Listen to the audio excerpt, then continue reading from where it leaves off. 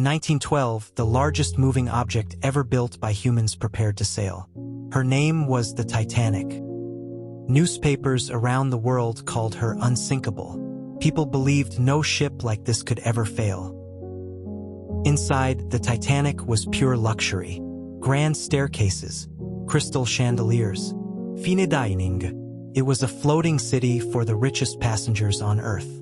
As the Titanic crossed the North Atlantic, ice warnings began to arrive. Other ships reported massive icebergs directly in her path. But the Titanic kept moving at near full speed. The wireless operators were overwhelmed with passenger messages. That night, the ocean was calm. The water was so still that icebergs were nearly invisible. High above the deck, two lookouts searched the darkness. But they had no binoculars. The key to the binocular case was accidentally taken off the ship before departure. Then, at 11:40 p.m., it happened. An iceberg appeared directly ahead. The Titanic tried to turn, but it was too late.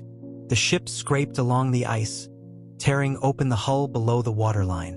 At first, passengers felt almost nothing. But deep inside the ship, water was pouring in. The Titanic was designed to stay afloat with 4 flooded compartments. Worse, the steel used in the ship became brittle in freezing temperatures. Instead of bending, it cracked. That night, 5 began to fill. Slowly, the truth became impossible to ignore. The Titanic was going to sink. Passengers began to panic. Lifeboats were prepared, but there weren't enough for everyone. Distress flares were fired high into the night sky, bright enough to be seen for miles. A nearby ship noticed the flashes, but mistook them for something else and never responded. Passengers were told to put on life jackets. Many still didn't believe it was serious. Lifeboats were loaded unevenly, with no clear system. Some were lowered half-empty, while others were launched far too early. Several boats remained on the deck, never used at all. As the chaos grew, the ship slowly began to tilt forward. As the bow sank lower, water rushed through the lower decks. Inside, hallways flooded. On deck, the band continued playing music, trying to keep people calm. Families held each other tightly, refusing to let go. Some prayed quietly, hoping for a miracle.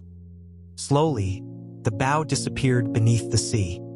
Inside the ship, the grand staircase flooded, water pouring in through every level and swallowing the symbol of luxury. With no other choice left, others jumped into the freezing ocean. The stern rose high into the air, towering above the dark ocean. Then, just after 2:20 a.m., the ship could no longer hold together and broke in two. The stern crashed back into the ocean, and within minutes, the Titanic was gone. Suddenly, the night fell silent. The ship was gone. Survivors watched from the lifeboats, silent and frozen, as the dark ocean stretched around them. Then cries for help echoed across the dark ocean, breaking the stillness. Most lifeboats didn't return, fearing the chaos in the water. The cold was deadly, and survival time was only minutes. The ocean went still again, calm and quiet, as if nothing had happened. Hours later, as the sun began to rise, a ship finally arrived. The Carpathia rescued the survivors. Survivors were pulled to safety. Today, the Titanic rests on the ocean floor, more than 2 miles beneath the surface. Frozen in time, it remains a silent reminder of one of history's greatest tragedies. The disaster happened on April 15, 1912, in the freezing North Atlantic. More than 1,500 lives were lost that night, making it one of the deadliest maritime tragedies in history.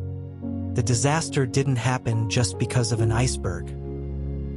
It happened because of ignored warnings. It was human mistakes and overconfidence.